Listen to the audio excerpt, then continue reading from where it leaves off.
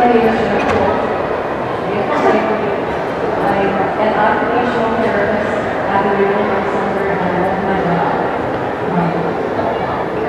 The ADA has allowed me to continue to live my life despite having a spinal tumor. When it was removed in 2003, I became at least a part-time role that could still walk short distances, and then came back again in 2006. And with radiation, here in Iowa City, I became a full-time role. But I was very lucky during this experience because as the first time around, I was finishing my occupational therapy degree. So I not only was a patient and learned through my struggles, but I learned what it is to become a better therapist through patients' eyes. But I want to look past the ADA a little bit, and what my platform for this major America is what good is the ADA if people don't have the right equipment to continue to use it. I found that I'm on Medicare, that getting the right wheelchair is extremely difficult. And I'm an OT. I do wheelchair assessments, and I didn't get the chair that is going to preserve my arms, that's going to keep me active in my environment. But for Medicare, all they really care about is in home. They can look at your life outside of your home. And I think that's a really important piece, especially not just including people with different abilities, but the baby boomers who are going to have increasing disabilities as they get older.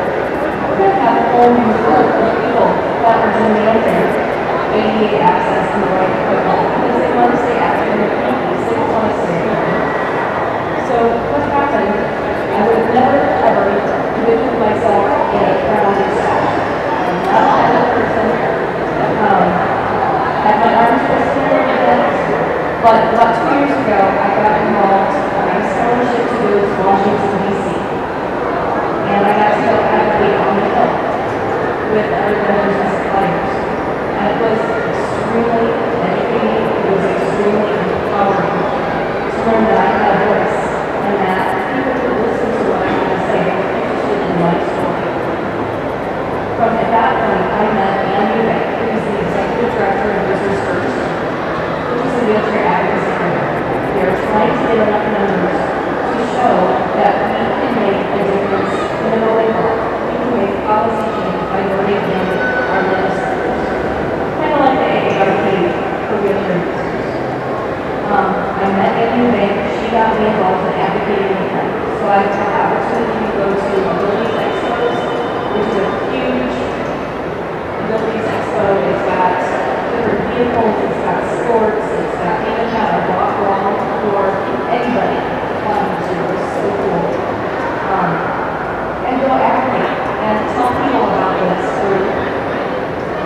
We also do videos for people who want to share their stories, or they can write it in online.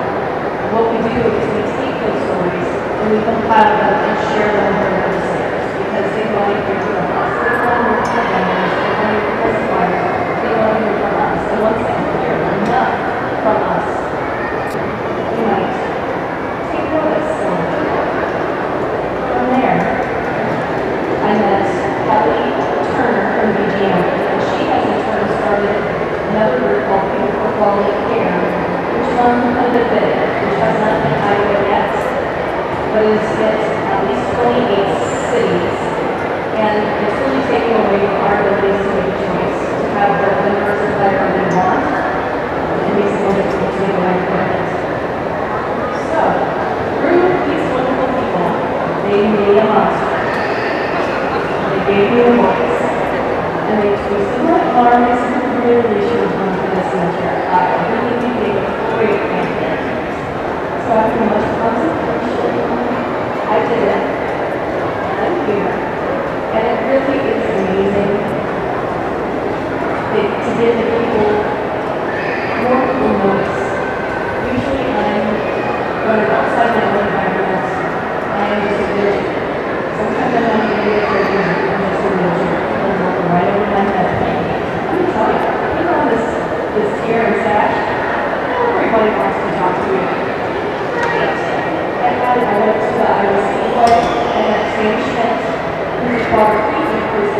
injured in a car accident on the racetrack, and each bike sent or injured people to the raceways. There's 13 different raceways that do this. But guess what it did? Got to be his race car driver. They had us ride right in the middle of the racetrack, go right next to the track, and everything was so cool. And I got a racetrack. That was really amazing. At the last Liberties Expo, and Wolff, who is paraplegic, who is very well known in the world of the arts, because he repairs parts, and there's a few people that does that. But they had him fit in one of the standing wheelchairs, so he can work on really high parts. For great ways. I met C.D. Hopkins, who was in charge of Free Eating Love. And he and his sister created this wonderful symbol that if anybody wants to see, I have temporary tattoos. But it's a wheelchair symbol that is turned into a heart at the bottom. And it kind of takes the stigma away from that handicap symbol. He's a wheelchair user, and they use everything that he gets through the merchandise he sells goes into his couch. It's an amazing, amazing person. I have my pictures taken with Henry Winkler, the Bonds. It's amazing. It's all but, and we go to New York, Michigan, and a week from tomorrow to meet with 26 other wheelchair users, women who have found their voices. I'm so excited just for that point, to meet other women who have been empowered and not to not being involved and being over instead. So what my message is that I want you to feel empowered. I want you to get as much education. I want you to find your passion. Find something you want to learn more about. Be empowered by it and let it teach you how to embrace yourself.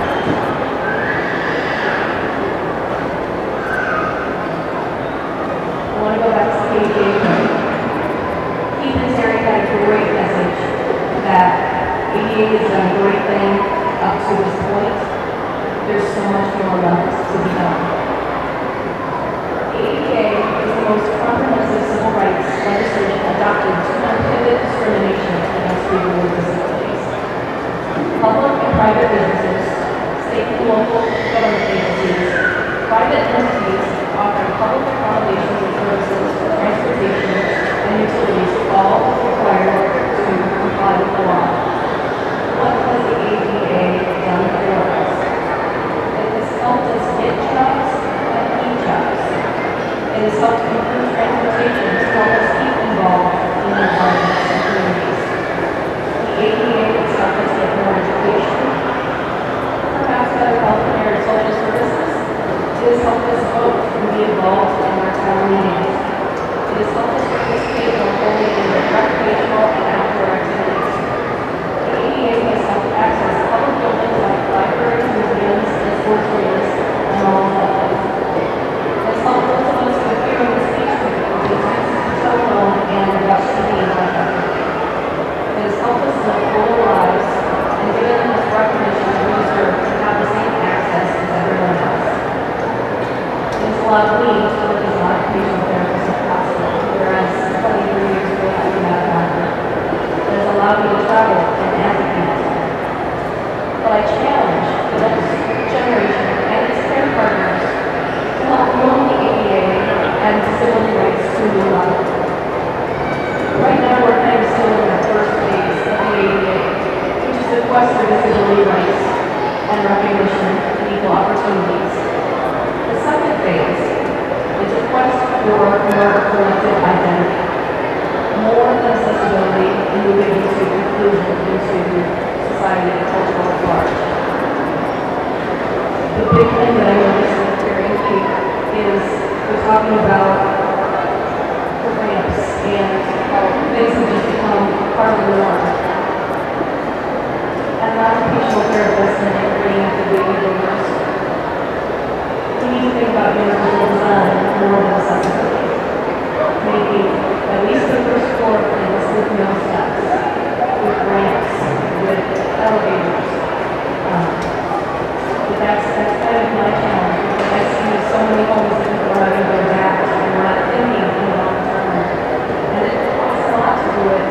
sports, and why don't we start thinking about going into children?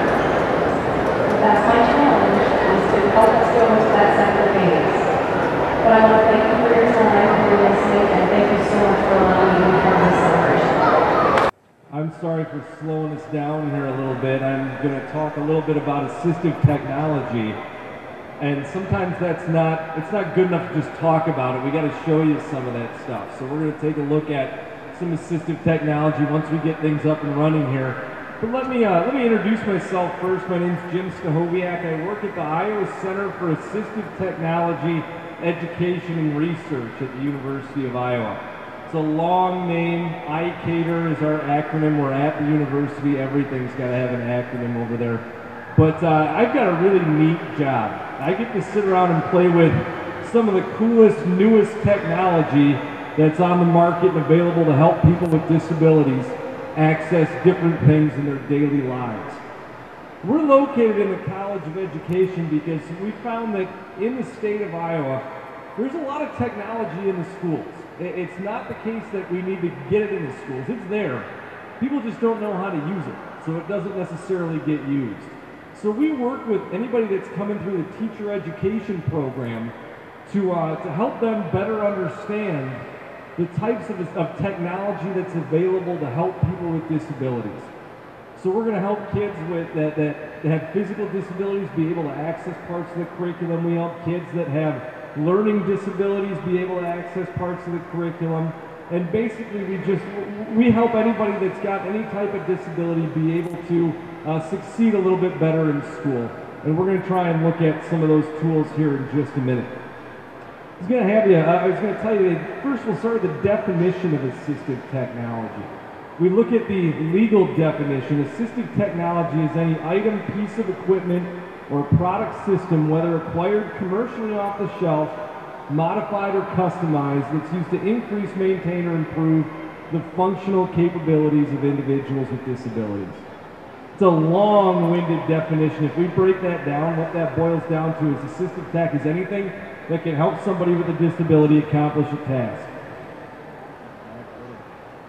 Anything that can help somebody with a disability accomplish a task. And that's some of the stuff that we're going to look at, we're going to be looking at here today.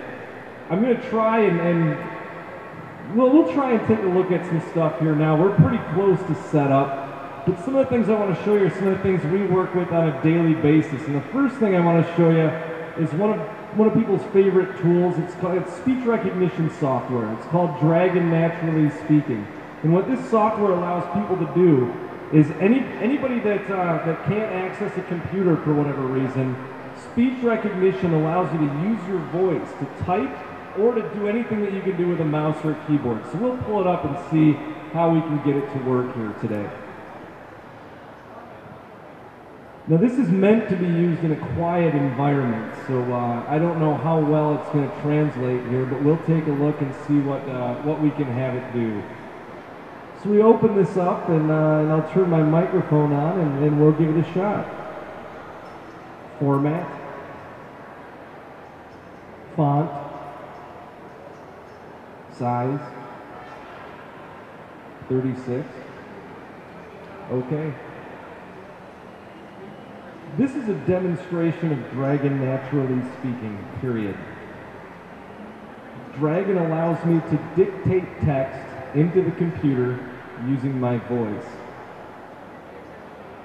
This is actually doing a pretty good job considering the setting. Dragon looks at context as well to make sure it's putting the correct text down, period. I am going over there, period. They're coming over here, period. I'm going to their house, period. So as you can see there, I use the word there 3 different ways, and Dragon can pick that up and recognize it. So not only is this a great tool for somebody who has a physical disability and can't access a computer, but think about kids with dyslexia, or kids with spelling issues that can't spell things correctly very easily. This never spells anything incorrectly. It does put the wrong word in from time to time, but it does have a pretty good vocabulary. Let's see if we can, I was trying this one earlier. The last governor of California was Arnold Schwarzenegger, period. So there we go. I mean, it's got a pretty good vocabulary, and it does a pretty good job of getting things correct and not spelling things incorrectly. So this is a great tool. What I don't have time to show you is how much deeper this goes than just dictating. If you can't control a computer, there's voice commands for controlling the mouse, there's voice commands for going on the internet, and this product just keeps getting better and better. They're on their 11th version now. And this is all with no training as well. People who've used this in the past know you used to have to put 3, 4, 5 hours of training in to get it to work. What we just saw here, I haven't done any training on this profile, so it really is a good tool. Some other tools I brought with me today. This is one of my favorites out there right now. I don't know if anybody's seen this, but this is called the Pulse Smart Pen. The Smart Pen is a great tool for people with learning disabilities, people with ADHD, even people with cerebral palsy that might not be able to take all kinds of notes in class because they write kind of slowly. What this pen does is if you use it with this special notebook, it's kind of like a James Bond tool. It's a pen and a recording device. So this notebook is dot paper. There's a little camera on the bottom of that pen. When you go into class, you tap record on your notebook. You start writing notes. It takes the notes that you write and links it to what was recorded at that time. So when you go back later to study, and this is going to be kind of hard holding a microphone, but I'm going to try anyway. When you go back later to study, you can tap on the note that you took, and it's going to play back what it recorded at that point in time. Let's see if we can get it to do it here. Of course, being in a technology demonstration, it wants to be a little finicky. Here we go. It's kind of hard to hear through this, but you're going to have to trust me. It is playing back what it recorded when I wrote that note.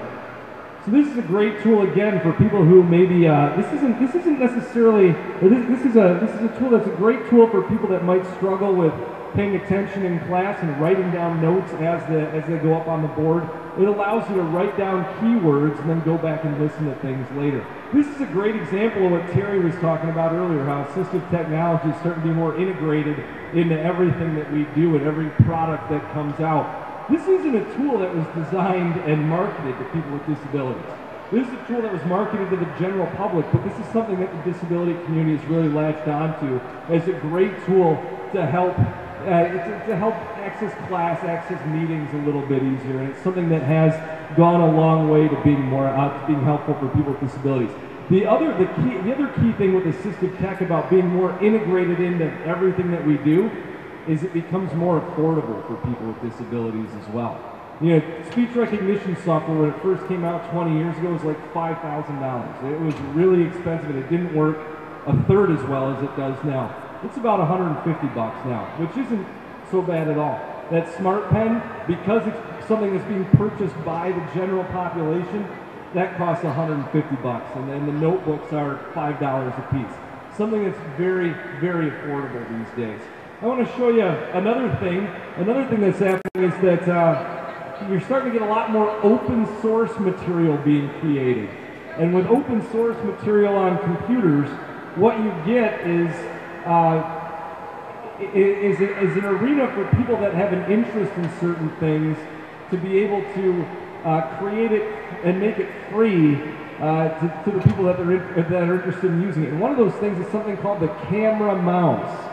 The camera mouse is a fairly new tool, and you can see me up on the screen there. What the camera mouse does is it allows you to use your webcam and turn it into a mouse control object for the computer. So if you didn't have good hand control and you wanted to still access the computer, you could use the camera mouse. You download this software, you use your webcam, you find a spot on your face that you want to use as the mouse, you click on it, and that camera takes over, and in just a second, there we go. Now my nose is being tracked, and wherever I move that, the mouse is moving on the screen. So we've got that. 3 years ago, that tool was about $800. Now it's a free download that you can use. All you need to do is you need to be able to have that webcam. You can lock into that webcam and you can use that to control your computer. So a great tool for people with disabilities. I've got several other things that I can show, and but I don't have time to show you all kinds of things on the computer. If you want to see more, I do have cards on a table over there, and I'm always welcome to have visitors come into our center and take a look at some of these tools and how they might help. But before I leave, I want to show you another area where things are starting to really take off, and another invention that's been really, really helpful for people with disabilities, even though it wasn't intended to be that way. And that invention is the smartphone and the iPad. iPads and smartphones, again, the way that things are run out of these is that you create, I've got to set this up for a minute here, so hold on. Developers create tools and they put them on the App Store. They're usually pretty inexpensive that way. So there's been several developers with an interest in disability that have started creating disability-based apps for the iPad and the iPod and the iPhone. And we'll see if we can pull up our iDevice here. Sometimes these are a little bit tricky and slow to come up. But there we go, we can kind of see it. So what I want to show you is a couple of apps that are real helpful to people with disabilities. The first one that I want to show you is a tool called ProLoco to Go. And this one is super helpful. This is one of the greatest innovations on the iPad for people with disabilities. This app allows you to take your iPad and turn it into a communication device. So I don't know if you guys are familiar with communication devices like the Dynavox or something along those lines. Those are not cheap. Those things cost $2,000 to $5,000, $6,000, $7,000. They're expensive. This app is $180. So in terms of apps, that's expensive. But when you think about what it's replacing, it's a really affordable tool for people with disabilities. And what this allows you to do is these boxes that you see on the screen, if you see something that looks like a file folder, that takes you to another page. And then when you get to the page that you want, you can tap on one of these boxes and use this as a communication device. So you can't really hear that, but that does speak back out loud. Obviously not something that would be a real good thing to use in this type of setting, but in a school, in a home setting, that kind of thing, where you had somebody who couldn't communicate really well, this would be a great tool for helping somebody communicate a little bit easier if they didn't have that voice. There are speech recognition apps on the iPad that are free. Dragon has a free download app that you can use. I'm not going to be able to show that in here because that mic is not nearly as sensitive as the other one that I have. There's one that just came out last week. It's called Bleo. Everybody, I imagine, is familiar with Nooks and Kindles and those e-readers that people are using. The Bleo is an e-reader. It's an e-reader that allows you to go and purchase books on the iPad or the iPod Touch or the iPhone. And what's really neat about Bleo is this is the first one, and I don't know if you're going to be able to see this. This is the first one that reads books back out loud to the individual and highlights as it's reading on the iPad. So if you go in and you tap the listen, you can see that purple highlighting going across our screen. This is reading back out loud and it's highlighting so you can follow along as it reads. So this is a really accessible way to access digital textbooks for people with disabilities. And this app is maybe 2 weeks old. This is constantly changing and new things are coming out all the time. The app is free. You buy books through it. I think to buy a voice for it, it's like $10, but something that's certainly affordable. The last one I wanted to show you on here, let's see if we can find it quick, is this is also a tool that can be used and helpful for people with visual impairments. There's a free app on there. I don't know if you can see it up there. It's called iNote. And what iNote does, if you have visual impairment and you can't tell what your money is, you would take your money and you would put it on the table, and then you'd use iNote, and I'm going to not stand right in front of it because then you won't be able to see it. So you use iNote, and I don't know if you can see my dollar bill up there or not, but I took a picture of it, and I'm just going to hold this up for you to see. And you can see it tells you what that denomination was. So it says $1 on there, It actually reads that out loud too. And you can scan either side of that bill and it'll tell you, this right now is saying $1 US front.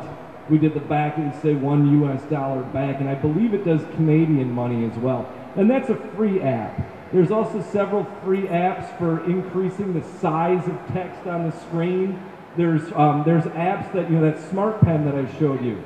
There are apps that are $5 that basically is the Smart Pen on the iPad. So if you have an iPad, you can record things in a lecture, type notes, and it links what you type with what was recorded. So you can go back later and tap the notes and jump to that part of the lecture. There are all kinds of assistive tech things that are available for people with disabilities.